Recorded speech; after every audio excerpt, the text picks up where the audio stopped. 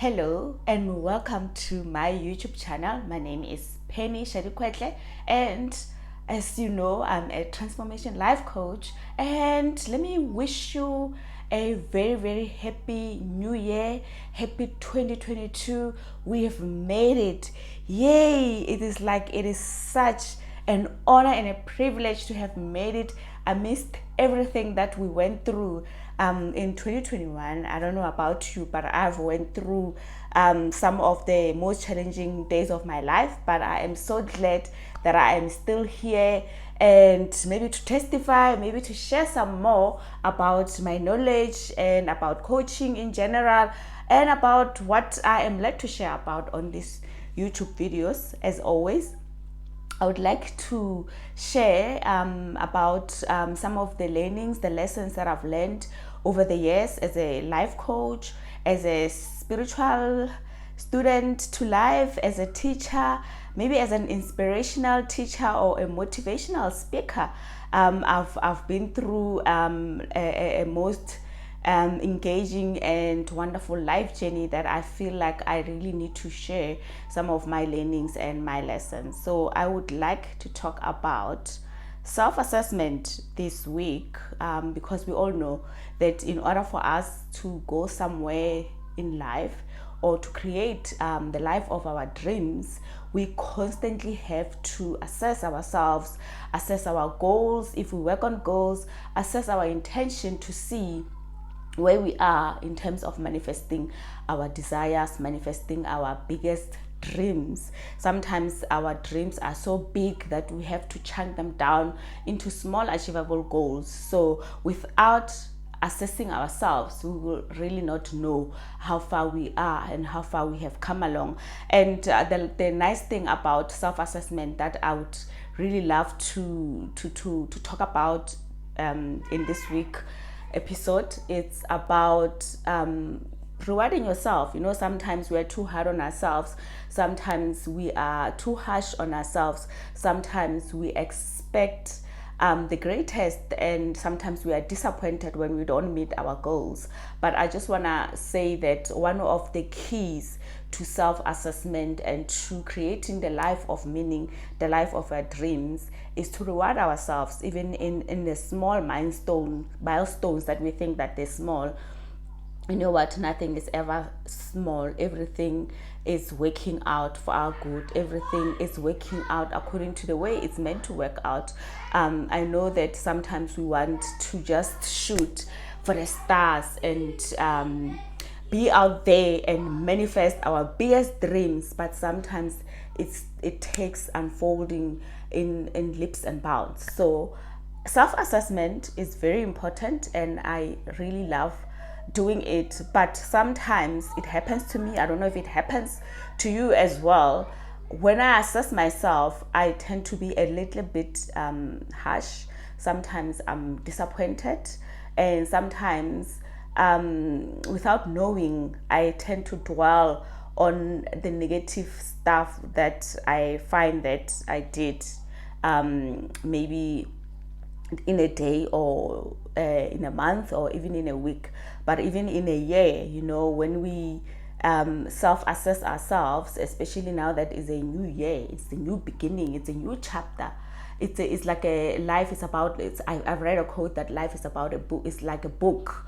You know, some chapters are exciting, some chapters are boring, some chapters are sad, and some chapters we really don't want to talk about, and some chapters are marvelous. But if we embrace and accept ourselves for who we are, one of the affirmations that I love is, no matter what happens, no matter what I do, I love and accept myself for who I am. Because if we don't accept ourselves, then we will really struggle when we assess ourselves. So something to be careful of when we assess ourselves is not to dwell or too much on the disappointments and on the negativities or on what we didn't achieve, because that can be a stumbling block, and we end up not doing the work that we meant to do when we were assessing ourselves in the first place.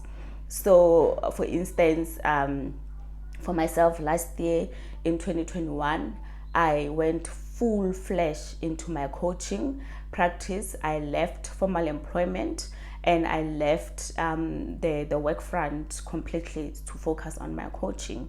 When I was self-assessing myself at the end of the year, looking at my client base, I found that I had more clients when I was still working in a corporate world than I have clients now that I'm um, focusing on coaching only. And I don't know what the reason is, but I think maybe one of the biggest reason is that since COVID happened, we all working from home, so we don't meet new people, we don't interact with people. So a lot of marketing is done online, and sometimes there's so many of us, we happen to be overlooked. So that's one of the things that I found out. I found that when I was in the workplace in corporate, I had a bit more clients than now that I'm focusing on coaching permanently. And that got me a little bit down, and I started thinking, oh, maybe I shouldn't have quit my job before I built a really big client base. And and also, I mean, I will also talk about values in the next episodes to come. And I also discovered that I, even if I felt like I shouldn't have maybe left the full-time employment, I felt like even in a full-time employment, there is a purpose there, there's value there in me being there. It's not like time not well spent, especially if you have a flexible work environment. So what happens is that in order for us to not be too disappointed on ourselves about our milestones that we didn't reach, because when I assessed my client base at the end of the, I was a little bit disappointed because I didn't even have so many clients than when I was working full time. And I almost went into regretting my decision.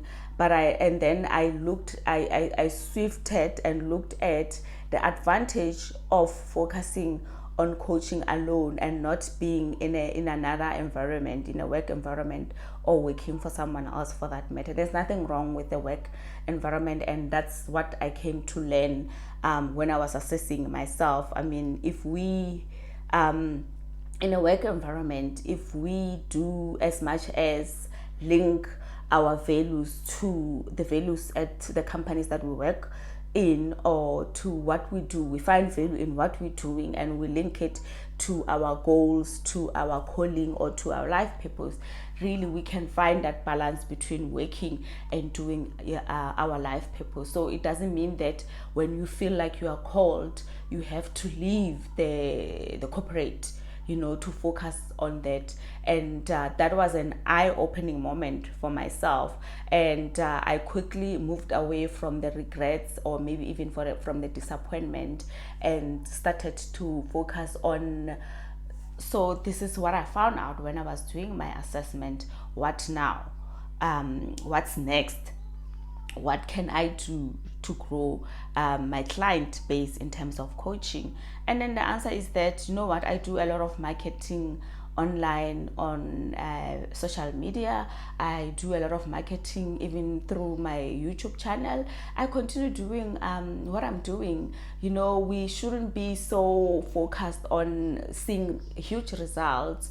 We should be focused on that inquiry. I get some inquiries in a day, even though maybe some of them do not manifest into client base, but I'm still out there. I'm still building a practice. My practice is fairly new. It's not more than 3 years. So when you self-assess yourself, be careful not to put a lot of judgment on yourself and be too disappointed on the outcome that you expected and to the outcome that has manifested.